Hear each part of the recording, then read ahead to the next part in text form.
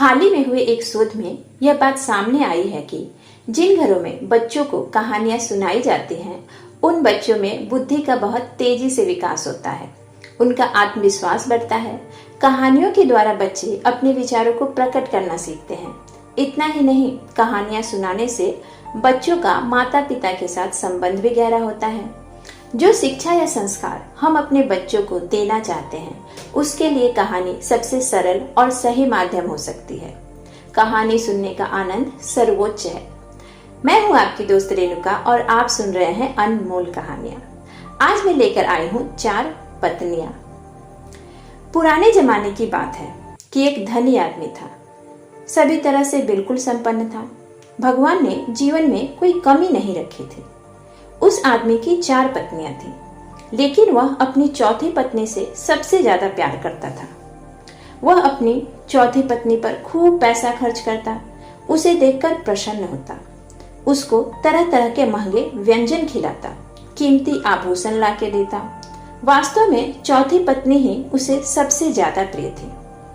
अपनी तीसरी पत्नी को भी वो प्यार करता था। तीसरी पत्नी पास होने पर वो बड़ा अच्छा और सम्मानित महसूस करता था, लेकिन उसे हमेशा ये डर रहता कि कहीं ये तीसरी पत्नी मेरे से दूर न भाग जाए। वह आदमी अपनी दूसरी पत्नी से भी प्यार करता था। उसे कोई भी समस्या आती, वो हमेशा अपनी दूसरी पत्नी को ही बताया करता। दूसरी पत्नी बड़ी ही समझदार और अच्छी सलाहकार थी। वह उस आदमी के आत्मविश्वास को बढ़ाती थी। उस आदमी की पहली पत्नी बहुत ही ईमानदार और लगनशील थी। वह उसके काम धंधे और अन्य सभी कामों में हाथ बटाती थी, लेकिन आदमी उससे बिल्कुल प्यार नहीं करता था। हालांकि पहली पत्नी उसे सबसे ज्यादा प्यार करती थी, लेकिन उस आदमी ने कभी उसके प्यार पर ध्यान नहीं दिया। एक बार वह बुरी तरह बीमार हो गया। सभी अच्छे वैद्य से इलाज कराया, लेकिन कोई फायदा नहीं हुआ। उस आदमी का अब अंत समय आ चुका था। अब उस आदमी ने अपनी चारों पत्नियों को बुलाया। चौथी पत्नी से बोला, मैं अब इस दुनिया से जा रहा हूँ, क्या तुम भी मेरे साथ चलोगी?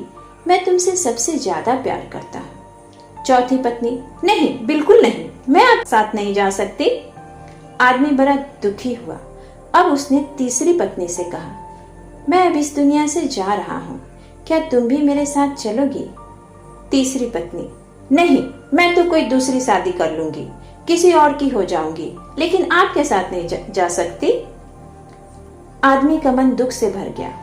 अब उसने दूसरी पत्नी से कहा, मैं अब इस दुनिया से जा रहा हूँ, क्या तुम भी मेरे साथ चलोगी?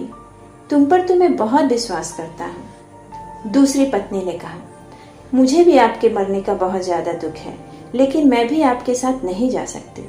मैं केवल आपका अंतिम संस्कार कर सकती हूँ।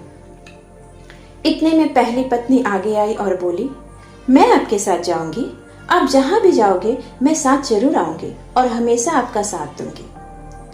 आदमी की आंखों में आंसू आ गए, क्योंकि उसने आज तक पहली बीवी के प्यार को नजरअंदाज किया था, लेकिन आज वही उसके सबसे ज्यादा काम आई। दोस्तों, दुनिया के हर आदमी या औरत के पास ये 4 पत्नी या पति हैं।